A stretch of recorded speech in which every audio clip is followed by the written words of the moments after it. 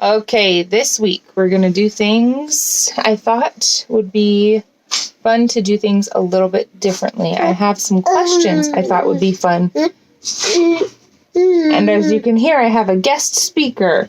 It's the baby, and he's very sleepy and very grumpy, and he keeps trying to grab things, and he's got a fever and doesn't feel good. So, this is going to be a quick one. I have a couple of verses, and I have questions that I thought would be fun to, and usually what I do is I have questions, and then I kind of share my thoughts about what the answers I think would be. And I thought this time it'd be fun to kind of do them rhetorical style. There are a couple of them that I have answers to, and there are some that I don't have answers to that I thought would be interesting to think about.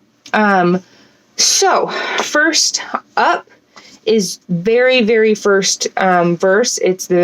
We're in section 124, very first verse, right? Verse 1. And it's the last line. It says, that I might show forth my wisdom through the weak things of the earth. And I wondered, why is it that God takes weak things to show his wisdom, right? And I have some thoughts on this. I think that the world tries to show wisdom through strength a lot of times, right? And so I think that there's a very good reason why God uses weak things to show his wisdom, because I think the world would have us believe that strength is always better, right? A strength is always going to be better than a weakness. Hi! Can we not do that? That's very noisy. Thank you. He's opening and closing my drawers. So that's one thing I want you to think about. And as you come up with answers to these questions, as you think about it, I would love to hear from you on either Naptime Devotionals or on my Facebook page or on whatever it is you use to listen to the podcast. I'd love to have any kind of comments. So next little section of verses is verses 44 and 45.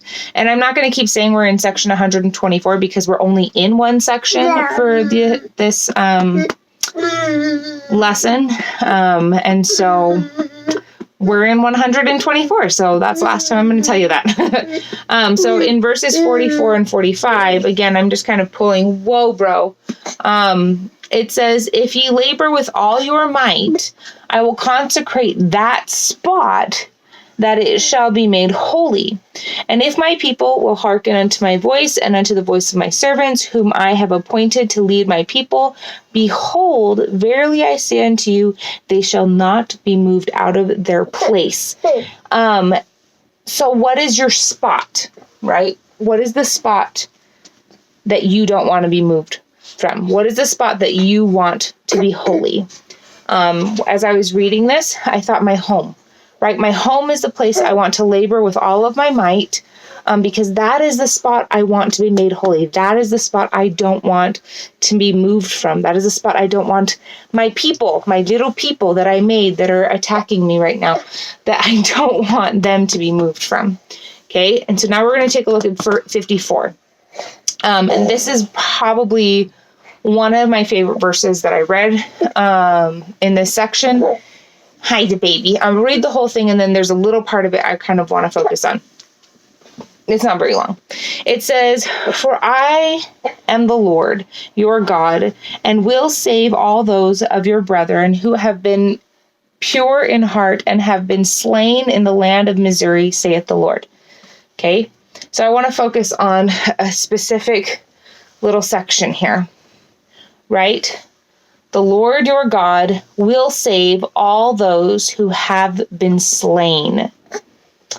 I think a lot of times we think of saved as physical, right? If God is going to save us, it's going to be in our physical bodies. It's going to be us being cured from these diseases. It's going to be us being saved. You know, somebody's going to jump in. The knight in shining armor will jump in and save us.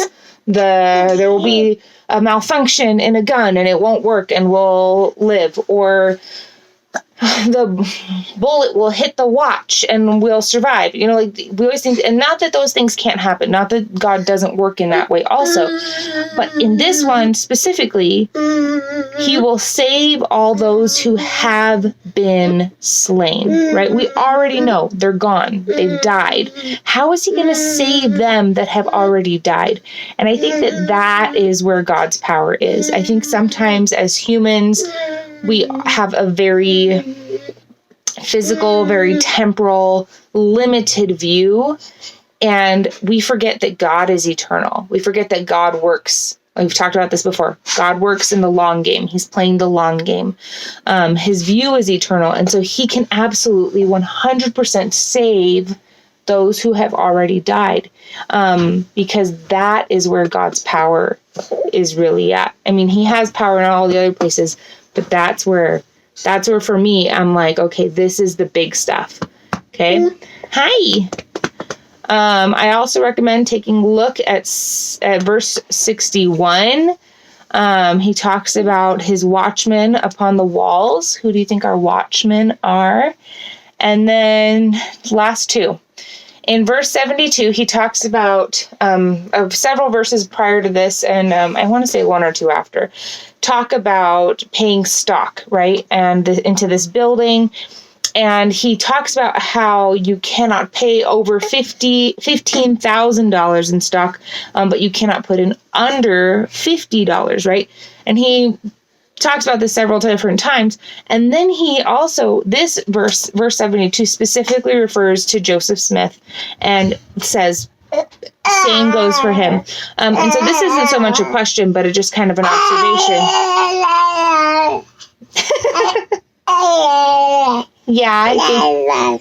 Thank you. This is an observation that, here, I don't have anything I can give you. This is an observation that God is no respecter of persons, right? Whether you are, so to speak, the low man on the totem pole, or whether you are the prophet, the rules are exactly the same. The rules are exactly the same for you and for everybody else. Just because our prophets does not mean that they're held to a different standard. I would think, honestly, if anything, they would be held to a higher standard because they have more light and knowledge than we do, because they are closer to God and converse with him in a more direct way. Wow, that's really noisy and kind of terrible to listen to. Here, let me see if I can find something else for you to play with. Okay, last one. Verse 86. Okay, I want you to take a look at verse 86. I don't want you to play with it. Sorry, I'm trying to find something for him to play with so he's not driving us all crazy. Oh, well, you just drive us crazy a little bit longer. Here you go, socks. So, verse 86. He's talking about this house, and there's the last line of this verse that I want to kind of focus on.